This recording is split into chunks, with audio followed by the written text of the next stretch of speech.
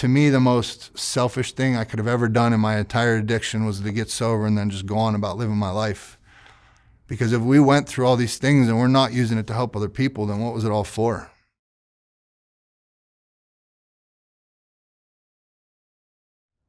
All right, Shawn. Shawn, where are you from originally? Where'd you grow up? Originally from Youngstown, Ohio. Grew up there, lived there for quite a bit of my life. Father was a steel worker, and my mother was a teacher.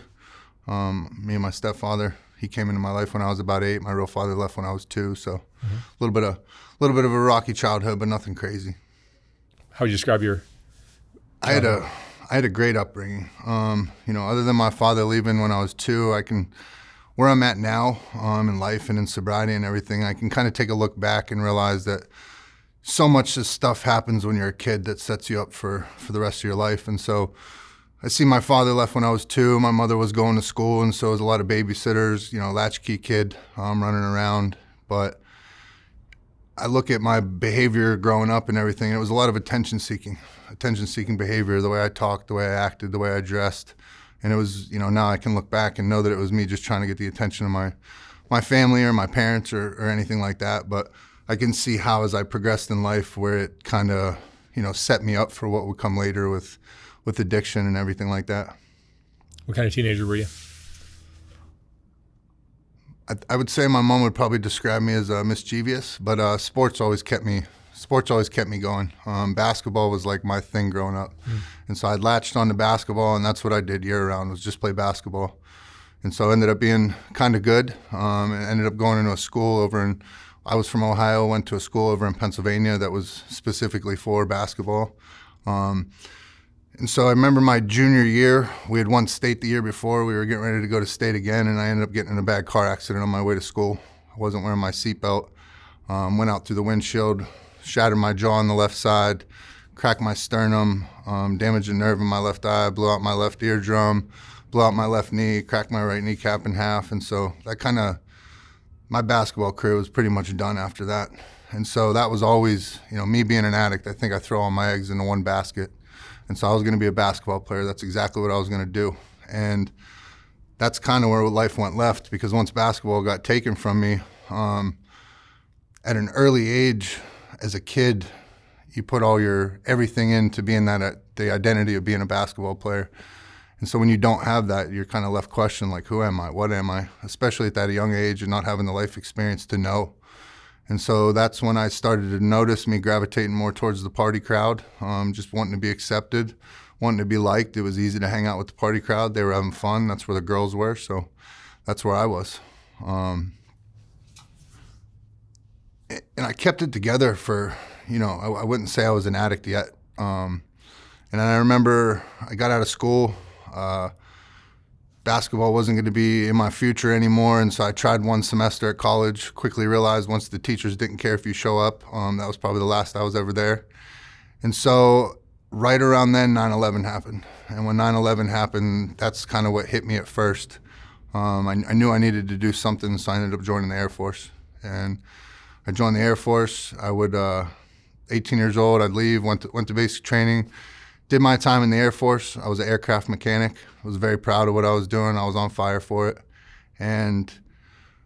But I didn't have the life experience yet to understand quite how good I had it. And so I was traveling the world, and I was over in Germany stationed for a while. But I remember thinking I was like missing everything back home, that all my friends were out doing these big, amazing things. And so I was homesick, didn't think I liked it. And so got out of the Air Force, ended up going back to Ohio, and as soon as I got back to Ohio, I realized I'd made a big mistake. Oxycontin had hit our area. It leveled it. And so Youngstown, Ohio was a flourishing place back in the day when steel mills and everything in this country were big, but once those went under, there's nothing left there. And so once Oxycontin hit, it just decimated everything. I didn't really even see hard drugs when I was in school or getting out of it until I had gotten well out of high school. And now I go back then there, and kids all the way in grade school now are using Oxycontin. And so that's kind of where I had started dabbling in that. And I remember friends telling me, like, don't get on this. It'll get a hold of you. But, I'm running around thinking I'm Superman and that's not going to happen to me. And lo and behold, that would absolutely happen to me. And so I started trying to do the thing where we run from our problems. And so I was like, Youngstown's the problem, it's not me. And so I started bouncing around. And within 2 years, I would end up living in 5 different states. I went from Ohio to Pennsylvania, Pennsylvania to New York, New York to North Carolina, and North Carolina to Florida. And everywhere I would go, I would party, I would hang out, and that's where things really started to get a hold of me. And I would kind of burn my bridges, burn everything down there. And then I was like, all right, I just need to move to a new place. Just need to start fresh, and everything's going to be good. And I remember getting down to Miami, Florida, and I was like, this is it. This is paradise. Everything's going to be cool here. And I picked up a job waiting tables in a restaurant, and I remember meeting a guy the first night, asking him if he could get Oxycontin. He said no, but he could get heroin. And I was like, all right, let's do it. And so now for the next year, I would end up, shooting dope and really getting into that. And it took about a year before I burned everything down there. And up to this point, my family, they didn't quite know what was going on with me. I was able to keep that distance and that space from them, and them not to completely know what was going on. And so I remember the very first time I knew I was going to try to get some help. And I had been standing outside of gas stations and maxing out these credit cards, using and filling up people's gas tank and getting them to give me 50 cents on a dollar just so I could get dope money. And luckily being in the Airforce had built up my credit, and so I was ruining that. And so it was the first and only time I ever called home to try to get some help. And I didn't even have the guts to call my mom. I called my aunt because I was too afraid. And so she relayed the message that I was going to need some help. And my first experience in treatment, I ended up getting shipped to a detox in Tampa, Florida. And I get there, and I remember talking to my mom on the phone, and her and my grandmother were going to pull some money together to get me into treatment. And so I remember she was on the phone, and she's like, all right, now do your research. We're going to find you a great place. Make sure you check into everything and all that. I was kicking dope. I wasn't going to do any type of research. And so all I knew is everybody was saying they were going to this place in Louisiana. And I was like, cool, I'll go there.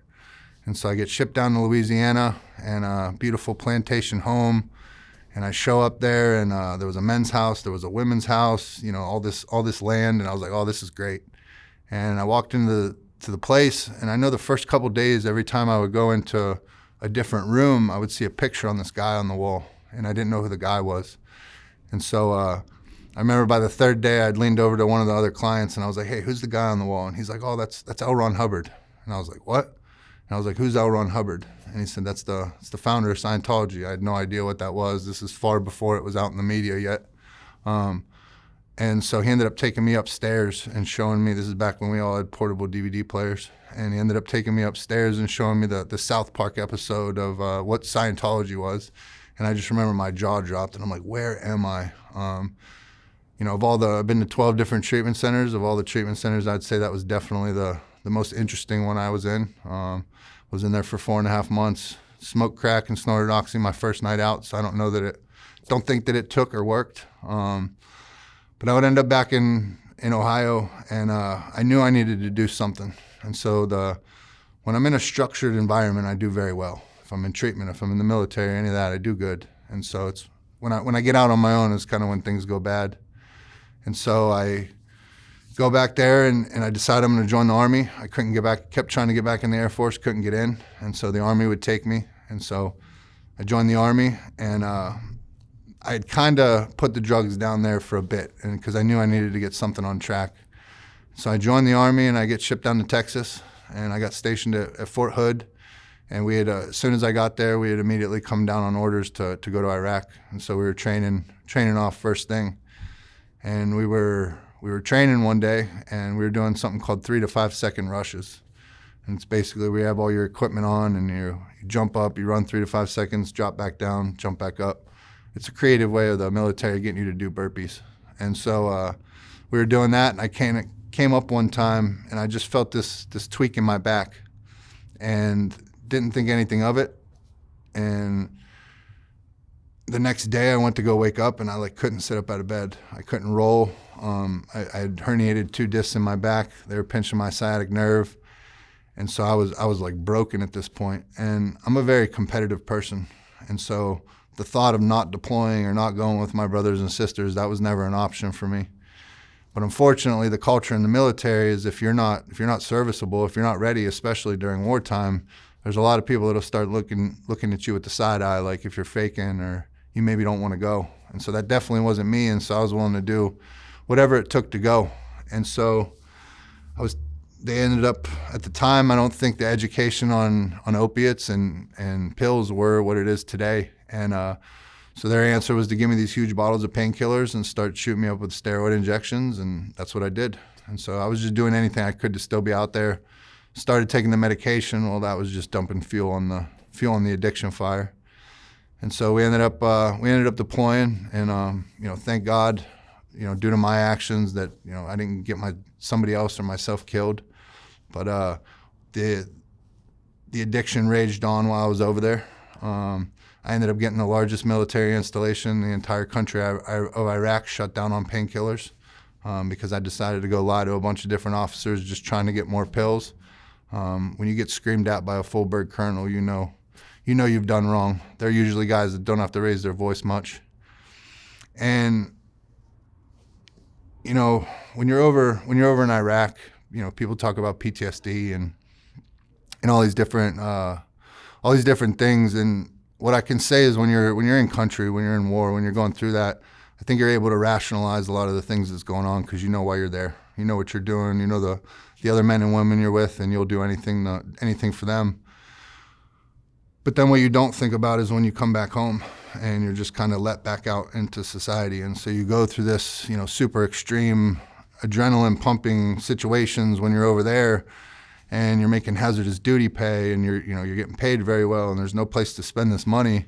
So you have all this money saved up and you come back home and they give you 2 weeks of leave and it's like you hit the lottery and you're back in town. And so that was when you could see a lot of the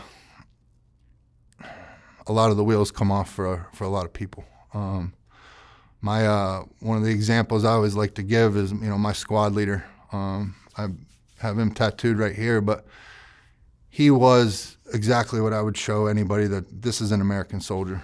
This is a man that I would trust my life with, that I would give my life for. He was everything I wanted to be: a man, a leader.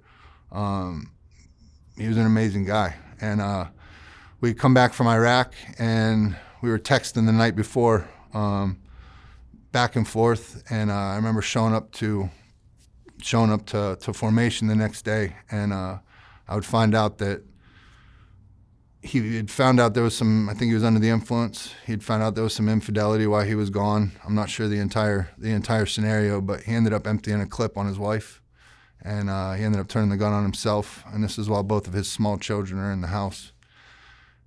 And so, it's so uncharacteristic for a man like that to do something like that. I still can't wrap my head around it. That is still a man that I would give my life for, still an amazing leader. And so I go back to the drugs and alcohol thing, and it's the only thing I can really make sense of. And then one of my best friends in the world, Corey, he was my brother since the day I joined the Army. We're tattooed multiple times together. We come from 2 different ends of the spectrum. He's a little gangbanger from the Bronx, and then I was this white boy from Ohio. But as soon as we met, we just clicked up, and we were together all the time. And I used so many drugs around him over the years that I think that it kind of desensitized him to what it really was. And so he was never a true big partier, but he didn't exactly have the drug education that I did. And so he started partying a little bit, and he would end up getting stationed somewhere else, and didn't know that he couldn't mix Xanax and opiates, and mixed those, laid down for a nap, never woke up again. And then one of my other very good friends, he went home on leave to visit his family, and they found him laying passed out in his kitchen, and laying next to him was his mother, who was dead from blunt force trauma to the head. He had mixed pills and alcohol, and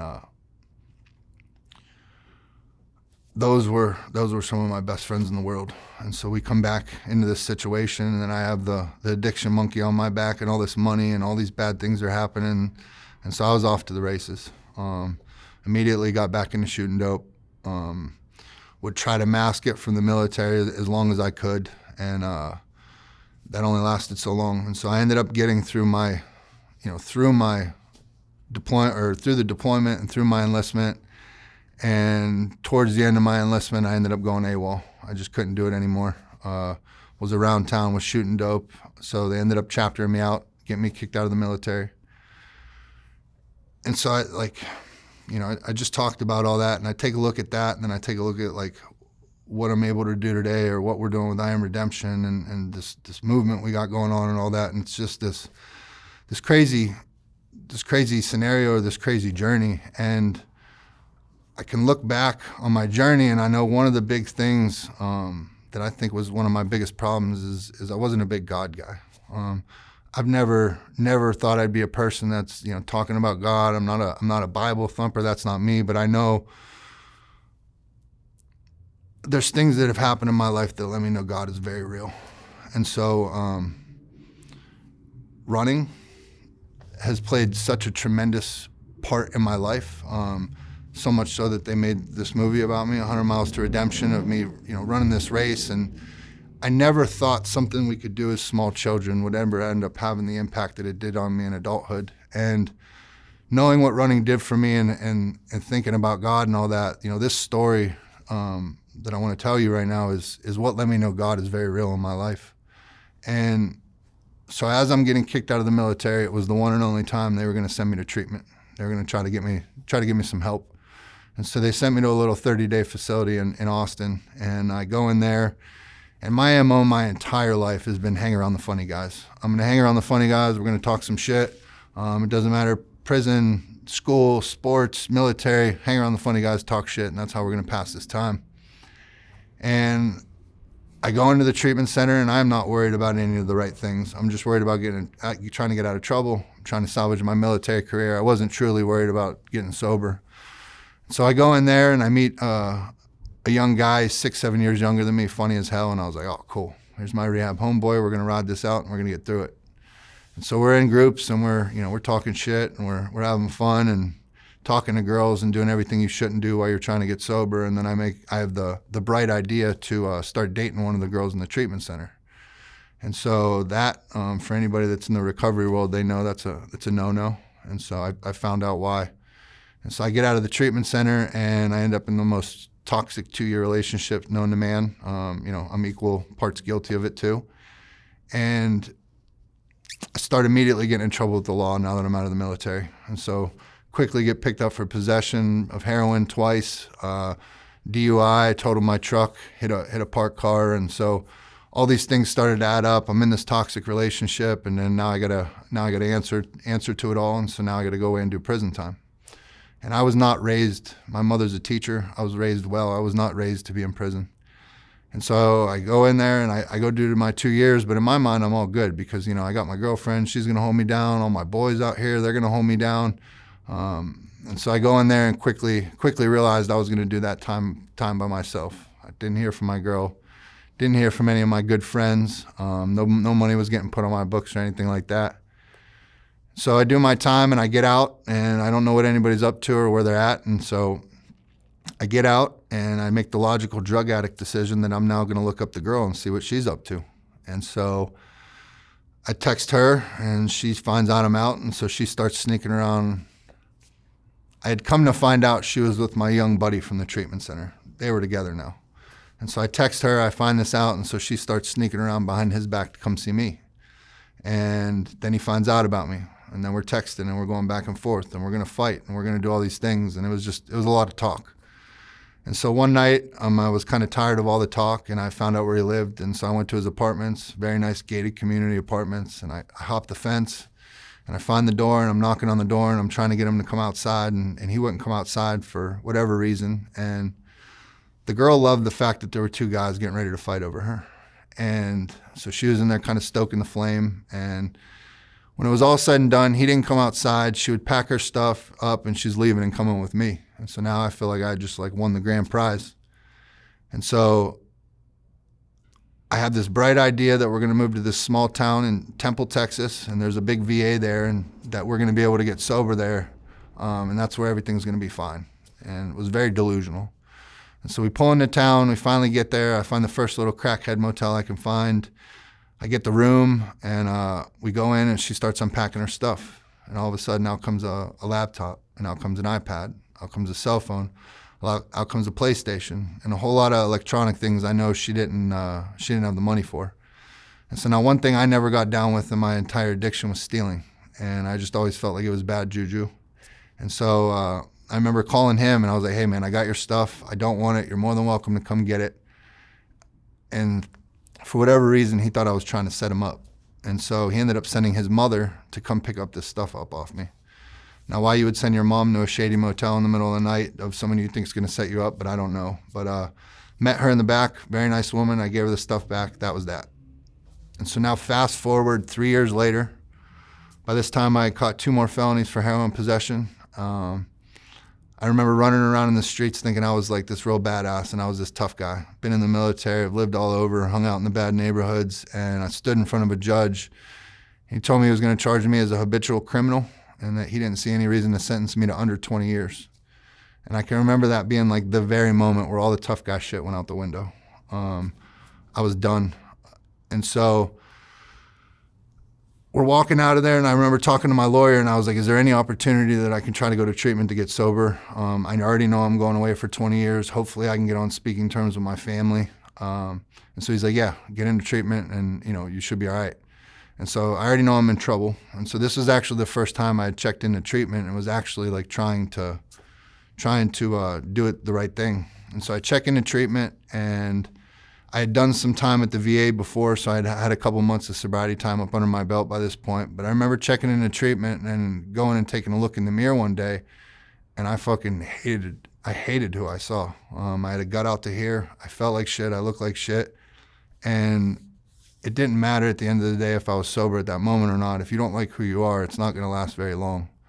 And so I'd found out about a little running group that met in downtown Austin, and I went and I begged them for permission to go, and they actually let me go. And so I remember showing up to this run the first day, and mind you, I was not a runner growing up. If I was running without a basketball or a football or a baseball in my hand, it was punishment. I was in trouble for something. So I remember showing up to this run the one morning, and there's like 30 men or women. It's 5 a.m., and my ego was like this at the time, and I'm like, oh, they don't got nothing for me. This is going to be easy. I was so out of my mind delusional. So we go on this run. I'm still smoking a pack of Newports a day. My lungs are on absolute fire. I'm questioning what I'm doing every step. And I just remember getting done and just feeling this overwhelming sense of accomplishment. And it had been the longest as I can remember. And so through this process, running started having this very profound effect on my mental health and my physical health. And quickly 2 miles turned into 3 turned into 4. I put down the cigarettes.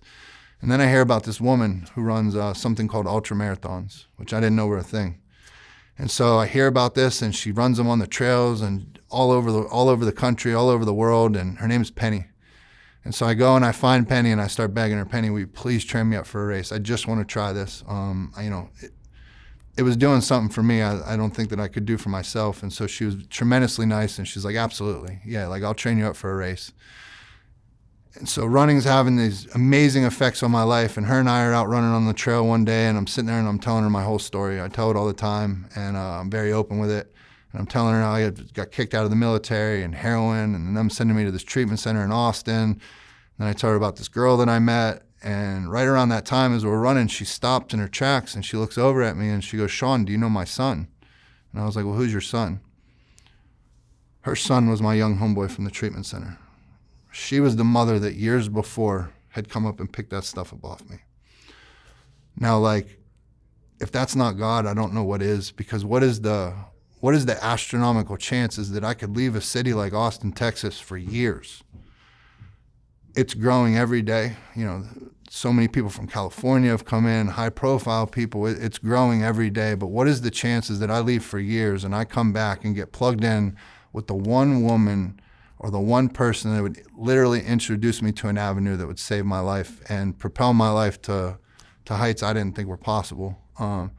That story could have went down so many different ways. We could have fought. Somebody could have got robbed. Somebody could have got hurt.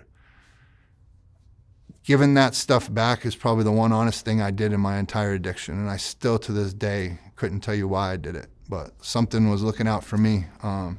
That woman ends up being one of my best friends to this day. She was the vice president of cybersecurity for Visa. And so, like, on what spectrum of the universe does a 4-time felon, heroin addict that's been kicked out of the military get linked up and become best friends with a woman like that? Like, again, if that's not God, I don't know what it is. And so I can remember running having this amazing effect on my life, and I just wanted to do more of it. I wanted to keep it going. And so I can remember, you know, I'll look back now at sobriety and why did it take now? I'd been in and out of treatment 12 different times, and I'm an addict. I'll throw all my eggs into one basket. And so originally I'm getting out of the military. They diagnosed me PTSD, depression, anxiety disorder, panic disorder, agoraphobia, sleep disorder, nightmares, you name it. And then they just slide me 15 bottles of pills. And I can remember it was always like a Band-Aid. I'd try going to the groups, but at the end of the day, it couldn't keep me sober. It couldn't keep me happy. And so that was me trying to adjust my mental health. And then I hear about spiritual health, and I hear about programs and 12 steps and all these things, and I dive headfirst into that. And, 90 meetings in 90 days, sponsees. And I ended up continually trapping myself in like this recovery bubble where like everything I did, everybody I talked to, every event I went to was just recovery. And what nobody ever talked to me about, or what I never knew to put any focus on, was understanding that this is a foundation and it's on me to build a life. It's on me to find something that lights a fire up under my ass. It's on me to find something that literally makes me excited to get up out of bed every morning, excited to be alive. And so I found running, and I found these people in this amazing community of people, and I'm out here doing these hard things, and Penny trains me up for a race, and my first race was a 10K, and she knew how to like poke me competitively. And so I go out and I run this 10K, and I get done, and I'm feeling myself, I'm feeling good, and she just looked at me and she was just kind of like, yeah, that's all right, you could do more. And I was like, what do you mean I could do more? And she's like, you could run farther. And so then my next race was a 30K. And then she did it to me again. And then I did a 50K. And then she did it again. And then I did a 100K. And so I can remember running a 100K, 62 miles in Bandera, Texas. And that was like this major moment for me where I understood that I was capable of far more than I ever thought possible. I think I had spent so many years in meetings and so many years in rehab and treatment and all these different things, and introducing myself as Shawn the addict, Shawn the alcoholic, Shawn the dope fiend, to the point where you say it so many times, you're like making jokes about it to make your friends laugh. And you're describing yourself. You're talking about yourself. And so I can just remember saying, yeah, addiction's something I suffer from, but that is not who the fuck I am. And so the running and this thing and the impact it was having was doing that for me. And so I just wanted to continue to keep doing it. And I can remember my story kind of getting out there a little bit in the running world. And most people only knew me as like this ultra runner. I'm out here running these crazy races now. And around that time, I remember Austin Marathon contacted me and asked me to do an interview. And they ended up asking me one of the most important questions I've ever been asked in my life. And it was, if you could go back and talk to your younger self, what would you tell them to change so maybe none of this stuff had happened? And like, it's a deep question. And I remember trying to wrap my head around it. And I sat there for probably 5 minutes thinking of what answer I wanted to give. And I came to the conclusion that like, I'm very sorry for anybody that I've hurt along the way, especially my mother, my father, my sister. But in all honesty, I wouldn't change a thing, because I know I had to go through absolutely everything that I've been through to be who I am today, and I wouldn't change that for anybody. So I just continued the running, and I did that interview, and the next thing I know, a gentleman named Lance Armstrong reached out and contacted me to go on his podcast. I'd never done a podcast. I'd never been in front of a camera or anything, and so walking into a situation like that, also still within my first year of sobriety, very raw. It's like kind of walking out and feeling like you're naked to the world. You don't have your security blanket anymore. And I remember going on his podcast, and that was awesome. And I just remember like, man, that's it. Like, that's as big as it gets right there. And the next thing I know, about a week later, a gentleman named Andrew Choubet reached out to me. He was a director, and asked me if I'd be willing to do something on a little bit larger scale with my story. And I didn't ever think there was anything special about my story or anything different. I got my shit together. I started running, and that was about it. And he talked to me a little bit more, and he said he thought it could help a lot of people. And so I was like, if you think it can help people, I'm in. And I just so happened to be training for a 100-mile race. And it went from Alabama to Georgia. I was on the Appalachian Trail. And so they were going to come film. And I had no idea what was going to lay ahead or what to do or anything about it. I was just going to go run this race. And so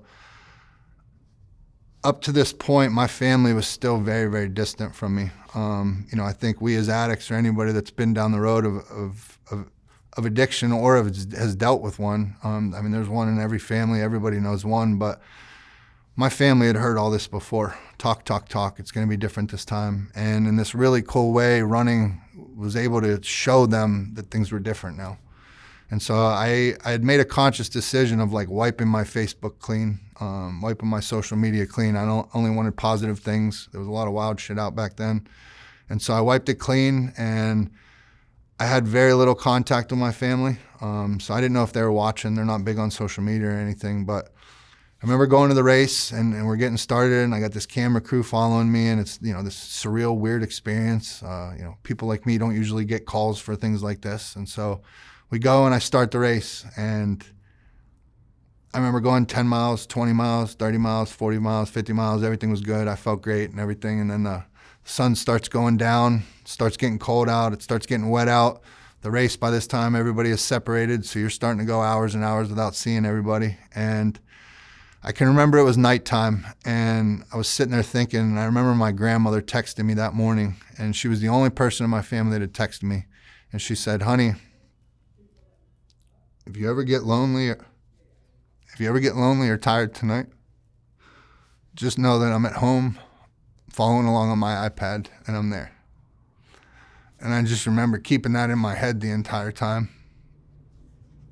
Every time I wanted to quit, all I could picture was like, could I really quit my grandma watching?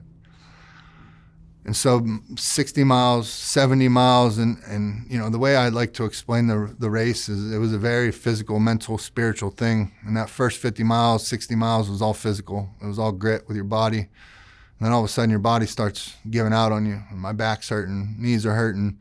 You haven't sat down and had a full meal this whole time. You start rationalizing, thinking of quitting, and then it becomes a mental thing where mile 50, mile 60, mile 70, mile 80, it's nighttime, you're lonely, you're cold, your mind starts playing tricks on you, and you start thinking like, I could hang it up right now. I could stop at mile 80, and like, who in the world is going to turn their nose up at me for only running 80 miles? Most people won't run 80 miles in their entire life cumulatively. And so, but every step I would keep my grandma on and keep thinking of her. And I was imagining that she was watching me do all this. And mile 80, and then all of a sudden the sun starts coming up, and you made it through the nighttime, and it was like, there's not a light at the end of the tunnel yet, but you feel like you might be able to do it. And every step you're going, it's so slow, and it's just this, can you keep it going? And I can remember getting through 80 miles, and then when I hit 90 miles, I hit the last aid station. There's usually an aid station like 5 to 7 miles, so you're able to refuel and get water. And I remember hitting this last aid station, and the woman at the aid station had like some banana bread. And I just remember smashing these 2 pieces of banana bread, and they hit me. I don't know if it was the sugar, the carbs, what it was, but they hit me, and I came alive. And so by 90 miles of a 100-mile race, people are decimated at this point. There's people that have shit themselves, peed, puked, you name it. Your body's revolting. It's like, what the fuck am I doing? And so I just got this jolt of energy, and I started running it in. And I remember it was about 3 more miles, and then I hit the road. And as soon as you hit the road, you have a 7-mile stretch that ends at a high school football stadium. And I remember coming out on that road, and there was the van waiting there with the camera crew, and immediately my lips started quivering, and I was so emotional because it was the first moment where it was like, holy shit, like I might do this. And so they're following along, and I'm trying to keep my lips stiff because I don't want to let them know that I'm ready to cry and so emotional. And they followed me for a little bit, and then they took off. And so it was this last 7 miles, and for 7 miles, all I did was sit there and replay my story, where I had been, understanding that a year before I was sitting in prison, was shooting dope. Family wouldn't speak to me, thought I wasn't worth shit. I thought my life was over. And here I'm about to do the most difficult thing I've done in my entire life, and I'd only been running for a year. And so I'm running in this 7 miles, and I'm thinking about my grandma following along on her iPad. I'm wondering, does my family know? Are they going to care? Do they care anymore? And I start getting closer and closer to the football stadium, and you start getting close, and you can hear air horns going off, and you can hear people cheering, and you can hear cowbells and all this. And I'm getting goosebumps even thinking about it right now. But you start getting closer and closer. It starts becoming more real, and I'm just thinking like, gee, how surreal is this? How crazy is this? And my friend Penny was there. She was there at the race. She went out there with me with some other friends. And I remember coming into that stadium, and I could hear Penny and all my friends over hundreds of people. And I hit the track, and you have to do like a 3/4 lap around the track before you hit the straightaway.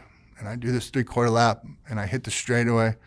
And I remember looking up, and everybody was cleared out, and standing there was my mom's blonde hair and my sister standing next to her. And that is the absolute biggest surprise I have ever had in my entire life. And I remember me trying to keep it together back when I first saw the van, and I just lost it. And it was just tears. And I remember hugging them so tight and thanking them. I didn't know if they were watching. I didn't know if they were paying attention, and I didn't know that they cared that much. But they were there. And so for the fact of them to see all that, and to see me come in looking strong after a 100-mile race, and to know where we had been, and to go back to my rock bottom moments of sitting in prison where my own mother won't even pick up the phone anymore. It's a feeling that I can't describe, and it's a feeling for the first time in as long as I can remember, my mom looked at me and she was proud of me, and that I'll hold on to it forever. And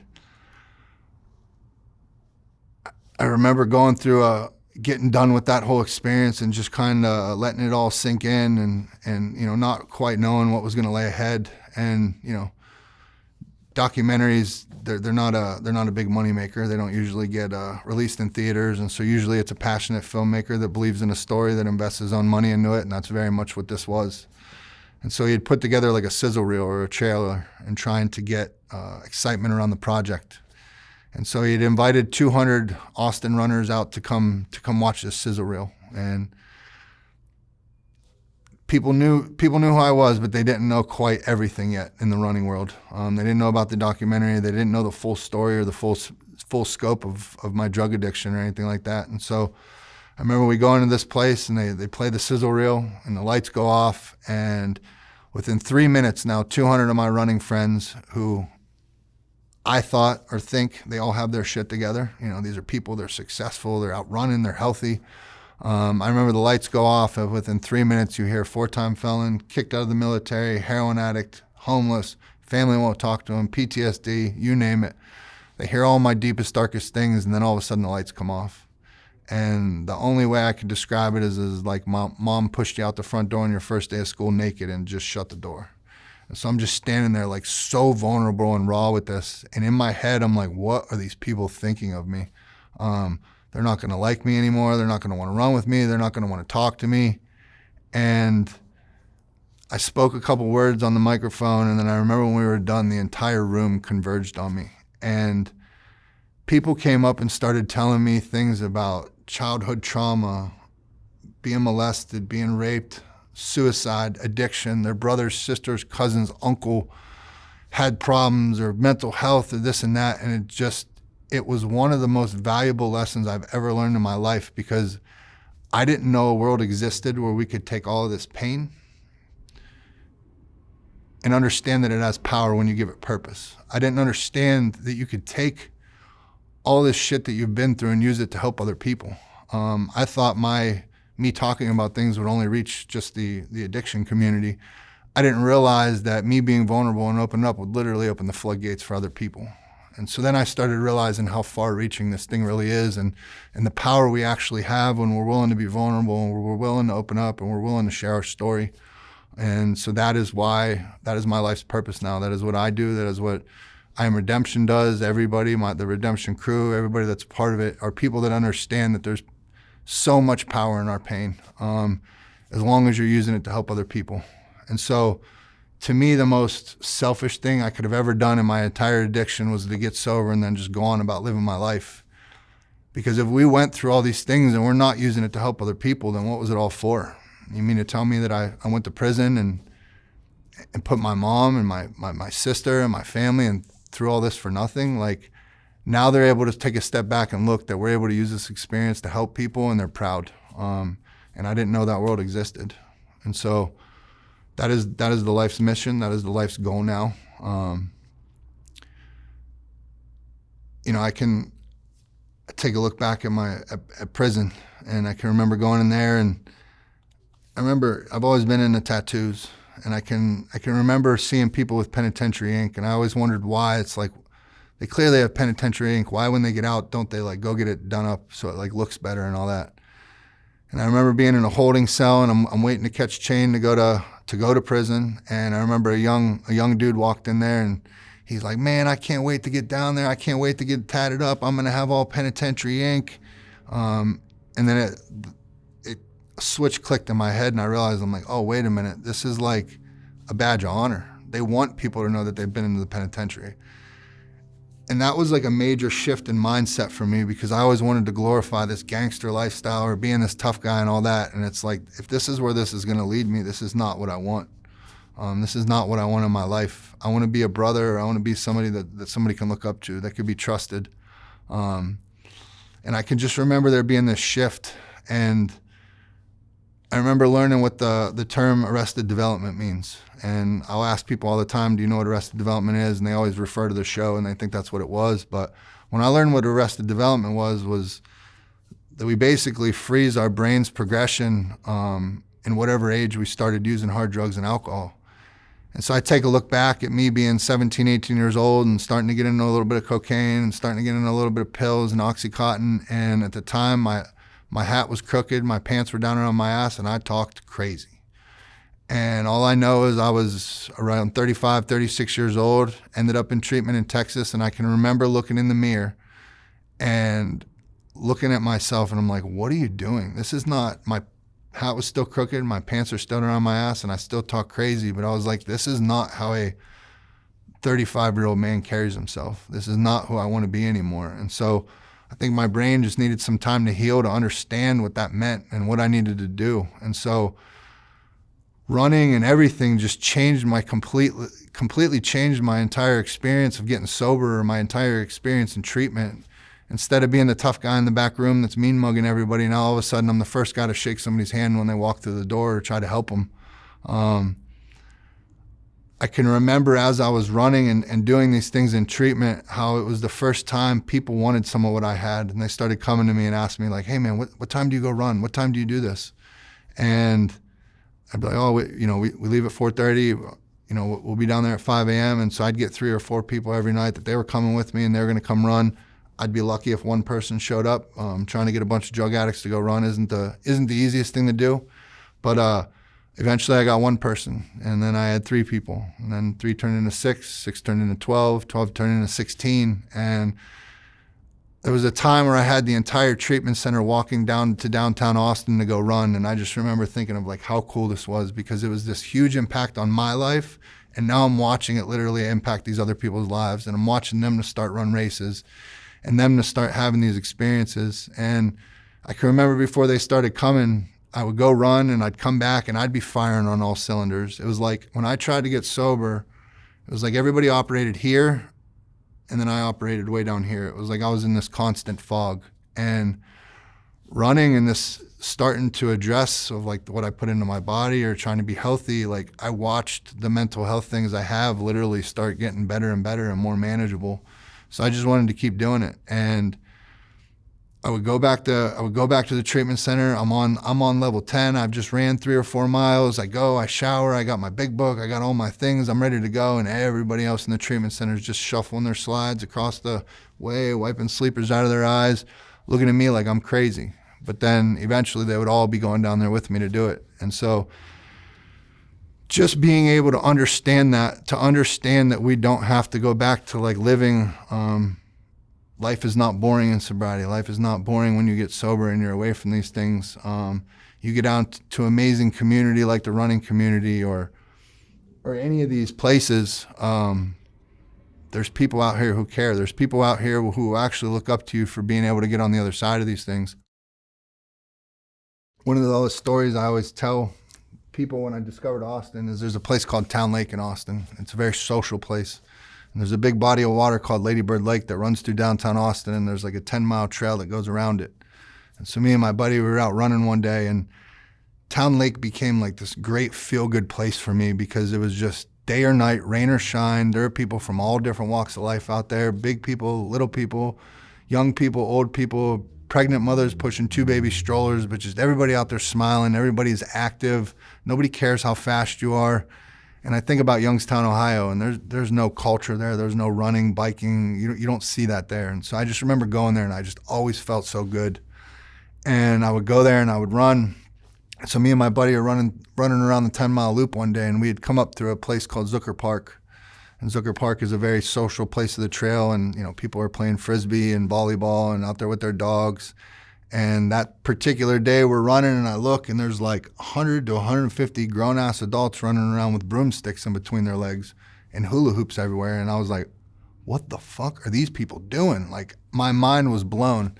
And my buddy starts laughing at me, and he's like, oh, man, they're playing that game from Harry Potter. And I was like, I've never seen Harry Potter, dude. I don't know what you're talking about.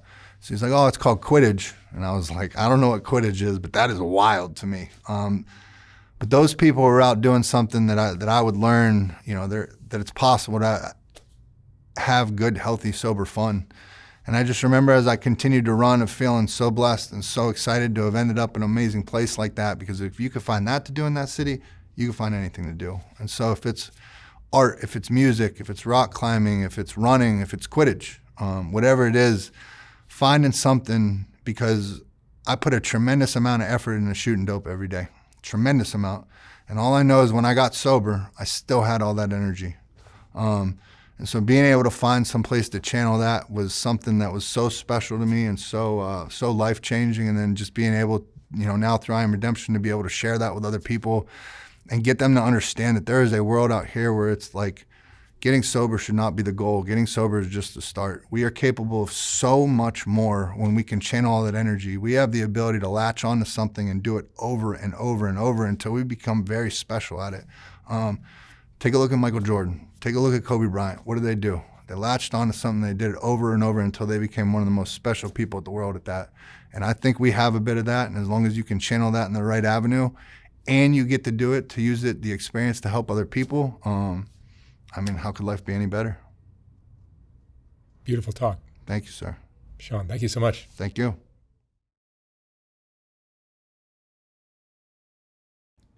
When I was designing the first Soft White Underbelly book, I realized that there were so many great portraits that weren't going to make it into that book. They just wouldn't fit. And once I saw how well that first book sold, I knew I'd have to design a second book. This second book is finally ready to ship. Like the first one, this book has a collection of some of the best portraits from Soft White Underbelly, accompanied by a quote from that person's interview. This book features another group of Rebecca portraits, as well as a collection of color images of the Whitaker family, and plenty of others. You can order yours for $125 or $150 for a signed copy at softwhiteunderbelly.org. Again, like the first book, once this book is sold out, I will not be printing more of them. The portraits are what Soft White Underbelly is all about, and these two books contain the best of all that work. Thank you for watching.